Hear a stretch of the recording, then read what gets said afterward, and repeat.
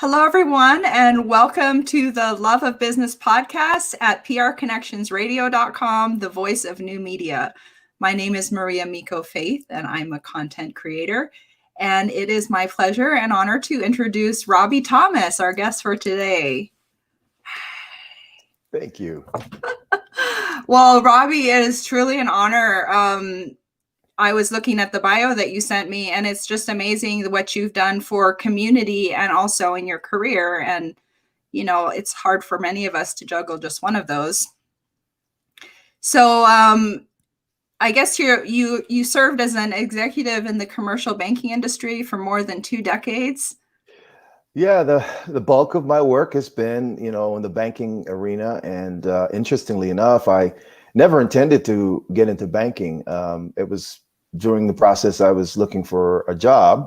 And I had actually worked at a bank earlier in my career, as a student, and kind of went back down that path just to try to find something. And I ended up loving the banking industry and obviously staying for a lot longer than I would have anticipated. But I enjoyed it, and it really opened up a lot of the business world and the business community to me, and everyone came to the bank, and so I got a chance to meet a lot of people and become a lot more familiar with the inner workings of the business community through my banking experience.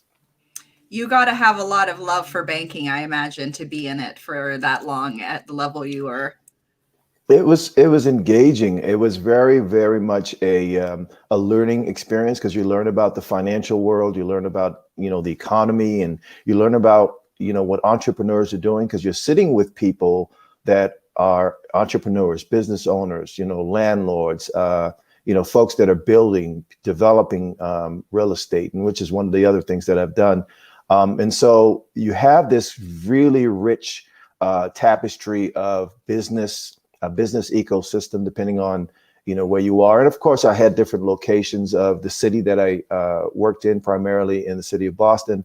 But at the end of the day, we were able to engage with elected officials and a variety of different facets of the community, including economic development and community development organizations.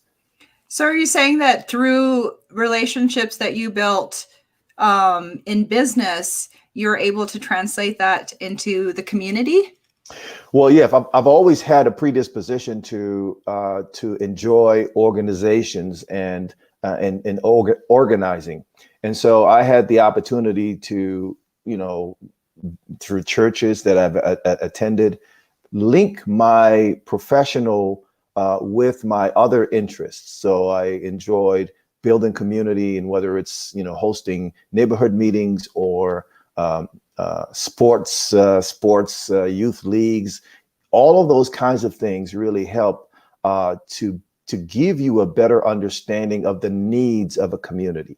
So as I was preparing to, segue from my professional career, and there was a time that you're saying, well, I enjoy banking, and I'm sitting at this desk for a pretty long time, and starting to sort of create my own vision for what I wanted to do next.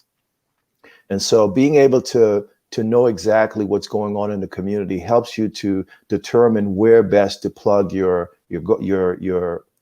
skills, your business acumen, and those kinds of things to create a service or a product that is going to meet the needs of the community. And so I've started lots of businesses, including trading businesses. I started a business called the Transatlantic Trading, which I was doing business with East Africa and South America, trading goods and services there.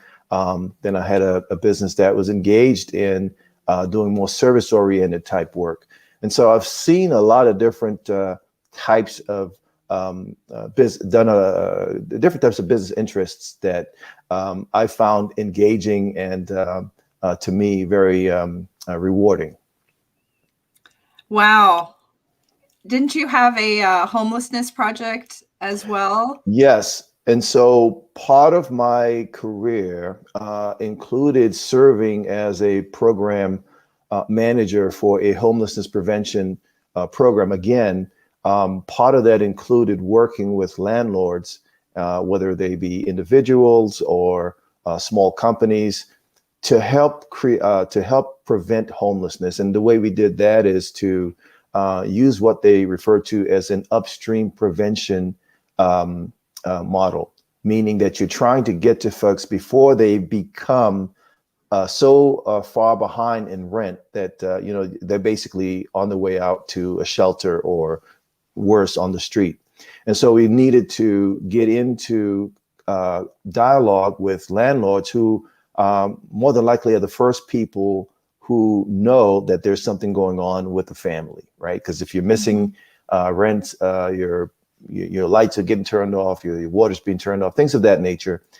So an upstream prevention model, and also was able to help fund and bring those families current on their existing debt to make sure that they are sustainable in the homes that they currently resided in. Because one of the best things you can do for a family is to keep them intact with respect to their own support systems. When you move a family from a house that they've lived in for a period of time, you have to go to a new location, and that's not always in their best interest. And so the ways that you approach that is you really got to have some sensibility around what's important for the family and the community in terms of stabilization. Right, and that's going to just benefit everybody all around. Absolutely. That's yeah, that really stood out to me, because it seems like that model could be used in other places as well. Prevention, they say, is always better than cure, right? And so if you can prevent a family from becoming homeless, then you don't have to worry about what happens once they become homeless, because now you have to put them in hotels. You have to obviously make sure that they're taken care of in certain ways. That's a lot more expensive. I think the ratio might be 3 to 1 when you talk about cost. And so, you also have to work with families to make sure that they're sustainable, that they understand financial literacy, things of that nature, that they're getting the kinds of support services they need to thrive, whether it be an educational component, the health component. All of those things really matter in trying to keep your community healthy and vibrant. Wow, that's really amazing. I love that that approach. It's so thoughtful and uplifting, really, because it sucks to be in a position where you're falling behind and you want to catch up, but there's nothing in place for that until you're late, and and already everything needs to be repaired. Yeah, I think some of the ways that we approach some of the social problems we face can be a little antiquated, and we have to look at things through a new lens and through new models that may be a little different. Sometimes people may push back and, well, this may not work. Well, what we've been doing for 20 or 30 years may not have worked so as well. So let's try something different and see if there's a way. But prevention is always better. It's kind of like the health crisis. If we're much better at taking care of ourselves, then we don't have to spend as much money. But getting back to what you mentioned about some families falling through the cracks, so to speak, there are times that you through no fault of your own, if you get laid off, or through a divorce or some other kind of negative impact to your income, whether you're ill and you couldn't go to work. Many families face that kind of challenge, and so they may be willing to go to work, just unable to, and as a result, they become disabled, and as a result, they obviously fall behind in paying rent or mortgage in many cases. And so we've got to find ways to deal with those, because if there's a way that they can become sustainable, then the best for all the stakeholders is that you keep the family intact, support them until they're able to become sustainable themselves. And so that's something that I think can work well. It doesn't work 100%, but it certainly is a much better model than waiting for something to happen and then try to mitigate it after the fact. Right, right. It's much more forward thinking for sure. Absolutely, absolutely. We need a lot more of that. We could use more forward thinking approaches for sure. And one thing that struck me from your bio too, and all of the and what you've explained about Mm-hmm. your business and community experience is the relationships that are involved in building something over time Yes. in business and in the community. Can you tell us a little bit about how the art of professionalism in your experience? So thanks so much for that question, because at the heart of any successful business, any successful entrepreneur, any successful organization is the ability to build, to secure, to build, and to maintain exceptionally good relationships. Right? There's some relationships that takes 2 decades to build. Right? There are instances where you're in business, and if you don't understand the importance of relationships, then you basically you're going to fail at business. And so relationships are very important. In my training as a young banker, one of the things that they always taught you and really emphasize is relationship selling and relationship building. And so what that means is you make sure that you secure the initial relationship with a person that you may have been introduced to, but eventually over time, you begin to get more of their wallet share, so to speak, right? You want to build relationships in the sense that it becomes so entrenched that it's very difficult and painful for that person to leave. Okay, my point being, you've got a bank account, you've got a mortgage, you've got your student loans, you've got all these different products. It's very difficult to break up. It's kind of like a marriage, it's painful to leave when you've built something over, a period of time.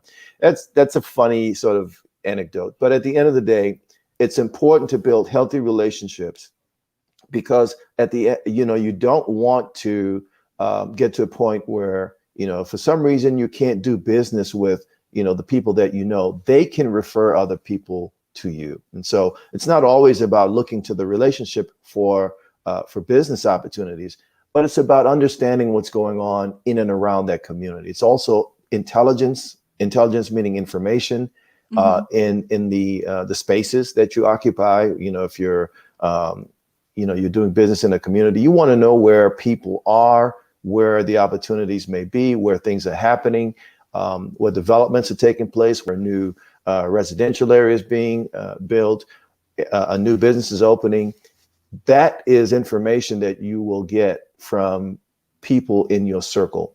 And the old saying about your net worth is determined by your network, right? Mm-hmm. And so it's really important to build relationships. So I've always made it a point to build relationships. One of the last points is that the bank always emphasized that you get out and you become a part of the community that you serve.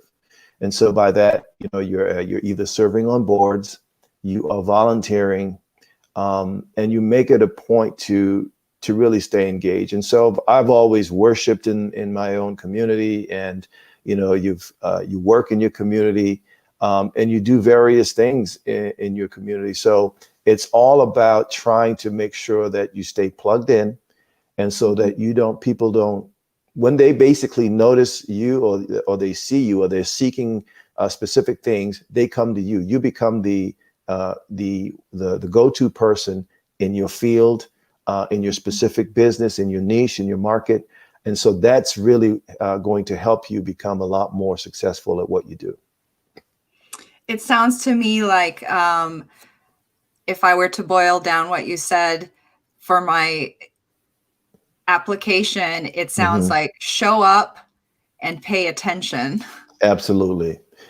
You can't be any better than being a good listener Okay. Mhm. One of the things I think some people have, been taught, in the business world is that you got to have a good pitch, good presentation. How about great listening skills, right? You're going to hear what's going on, and that way you're able to figure out, where you can be positioned to realize a potential opportunity. Because if you're doing more talking than listening, you're missing something. And so it's Mhm. really important to listen. And that's what relationships do. You become a trusted advisor to individuals who may just have a chance to, they want to share what they're dealing with or what problems they may be trying to address. You're a listener and you're trying to say, well, maybe I can't help you, but I know someone who can. Okay. And Right. so you're able to be a broker with respect to, leveraging relationships, learning from relationships, but learning through listening. I think that's really important in the whole relationship, in the scheme of, building and being a valued part of a relationship. It's great for me to Right. have them, but I want to also be a valuable piece to someone else as we talk about relationships in the sense of reciprocity. If that makes any sense. Yes, yes. I often use the word attunement. Yeah. And, when we're attuned to the situation that we're in, and when we're listening with our whole being, then we don't, as the heart of what we do will come out, and the pitch will be great. Everything will be perfect because it won't be scripted. It'll be, Yes. a natural, organic alignment. Absolutely true. And that's one of the things I said earlier is that, sometimes relationships take time. Yeah. There are some relationships that took me, a decade to build. And not that you didn't know these people, but you knew them, but you basically have been working to gain their trust. You're working to gain, to win them, so to speak, Hmm. and being able to bring value to that person, because every relationship is not, there's got to be some symmetry to it. Hmm. Everyone, there may be various levels, and so I Right. may not have gotten to the level that I could go speak to this person. you know um, I may have got to the level that I can talk to someone that might be right beneath them. So sometimes we need to understand the dynamics of, human dynamics of how Mm. relationships work, right? You don't go to a CEO if you're not a CEO. CEOs like to talk to CEOs, right? Right. Um, Right, so, right. They share the same yeah, language and exactly. There's a experience there's a generally. vernacular that they share, and there's more. And so sometimes, it might be best for you to understand where you are in your own business, in your own world, and be able to maximize at that level. Does that Such make great, sense? yes, that's great Right. advice. Right. Maximize at that level, and then you talk about being organic. There is an organic growth that will take place because you will evolve to the next level, right? Mhm. And that Mhm. level, you grow and you maximize in that space, and then you get to the next level. Over time, you're going to be, at the level that people will want to get to you, right? Right, right, right. You Yeah, bring that, you create value that way. And so sometimes we try to circumvent the process, and that's that's not always going true. to work. That's true. And when we Yeah. were talking beforehand about the amount of uh, emphasis on pitching people and knowing what your pitch is, but what about the listening? What Yeah. about the relationships? That is just it's the wellspring, I think. It is. I think, we have to be, everyone's not intuitive. One of the things I do is I do workshops. I teach about money. I teach about, the whole virtual space and all these different things, and teach management. I taught management at the college level. And so one of the things that we have to understand is that, we've got to, uh, we have various kinds of personalities, and some people are more intuitive than others. Some people are just, right brain logic. This is how it's done. This is how you do it. And why don't we all get to it? And so there's a little bit of a difference there with someone who's more intuitive. They're more feeling, Mhm. it's not the right time to do it. You know what I mean? And Yeah, so yeah. you've got all these different dynamics. But as for me as a management professional, um, I have to read, and understand the landscape so that I can operate efficiently. I don't come to a situation, and I've worked as a consultant as well. You don't come to a situation bringing the answers. Sometimes the answers are embedded in what the details of the situation is. And so you Right. have to understand how the pieces fit together and then create a solution that sort of fits that scenario. But you don't come with a preconceived idea of how this is supposed to happen or how this is supposed to go. And that's one of the things that businesses, as a business owner, as an entrepreneur, you really have to be so pragmatic. You have to be so gifted in the area of understanding the landscape that you operate in. And so you don't bring this cookie cut solution to the marketplace and expect to win. If you're not going to stay in business very long. So you've got to be also understanding and digesting what's going on around you, internally and externally. That's really the key to that alignment that allows everything to flow together. And so, well, two questions I have. One is, Mhm. what do you love most about business? And the other one is, we talked about your business and community engagement, but what also about personal relationships? So so the first question first, the what do I like most about business? Um, I love the Love, leadership. because it's the love of Love. business. What do you love? What do you love about business? You Well, love. business is depending on what type of business you're in. I've also seen it as an opportunity to create leadership in a particular space.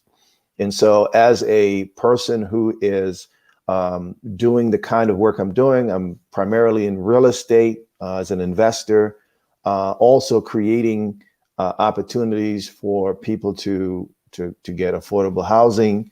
Um, Leadership is really what I love about it because there are a lot of individuals who think that things this should be done or that should be done. How about leading by example? And so there's the opportunity. And we've looked around, and sometimes we think that there aren't enough images. I know for women in particular in leadership, there's always a conversation about, well, there aren't enough people in this space to really offer me a model of success. We as individuals who have desires and visions to that we want to see carry out, it's so important for us to lead by example. And so you're not looking for anyone to create to do it for you. You're putting your money where your mouth is. You're putting your feet on the ground, and you're marching towards that goal. And so that's one of the most important things I enjoy about business is that you can really change the trajectory of a community, of a family, of an individual's life. And so that's the kind of thing that you go into business to do is to there's a financial component to doing business. There's a bottom line, and we can talk about everything from income statements and balance sheets and all the reports that you get from your operations and all that kind of stuff. But really, how does that impact your legacy and your community, the community that you live and work in?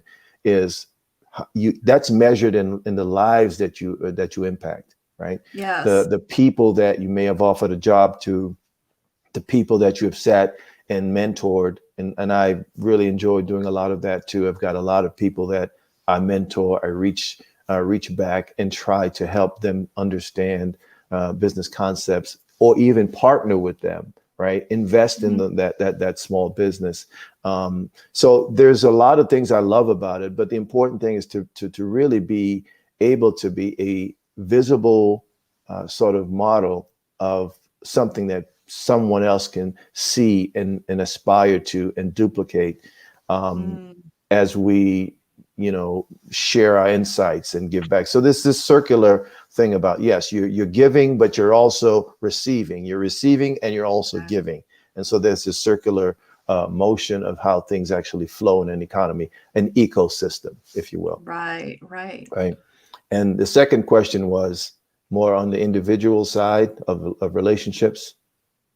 I think it's important. One of the things I had to do as a young professional is to not to try to, most of us think that we have to sort of divvy up our beings into, this is my business persona, this is my individual life, this is my personal life. It's really about trying to create the kind of synergies within your own self and say, this is who I am. I am all of these things. Okay. I'm not divided. I'm not this, person that has to morph into different things. I am an entity that does this, and this. It's a time and place for everything, but don't compartmentalize yourself, and allow people to embrace you for who you are. I mean, there are times that, there's certain parts of the country I may go to and people will know me as a banker, period. It doesn't matter what else I do, right? I've embraced that. There are times that you go to a church and somebody will say, okay, well, there he is. He used to be a minister at this church. That's who I am. I embrace that. And then there are times that I am, a speaker or so don't feel like, you have to be this, you can't be everything to everyone, but in your own self, I think it's important for you to know that that's okay for people to see you in one light, but that's not who you are. Does that make sense? Yes. Yeah. That's very, very powerful advice, I feel. Yeah. Such good insight. Thank you so much for sharing with us today and for being here Absolutely. on the show. And how can people find you online? So online, my website, GenRise, is www.gen-rise.com. And GenRise is a financial literacy platform, and we really want to empower individuals to reclaim their credit. And so we actually have a online portal where you can take a credit masterclass. For those of us that are trying to get that back on track, that opens the door to building wealth through home ownership, business ownership, things of that nature. And so that's one of the things that we want to leave a legacy with respect to empowering individuals to, obviously achieve financial freedom. So those are some of the things that we focus on. Wonderful. Well, thank you so much. So GenRise, gen-rise.com, everyone. And thank you for watching The Love of Business. Do stay tuned for more shows on prconnectionsradio.com, the voice of new media.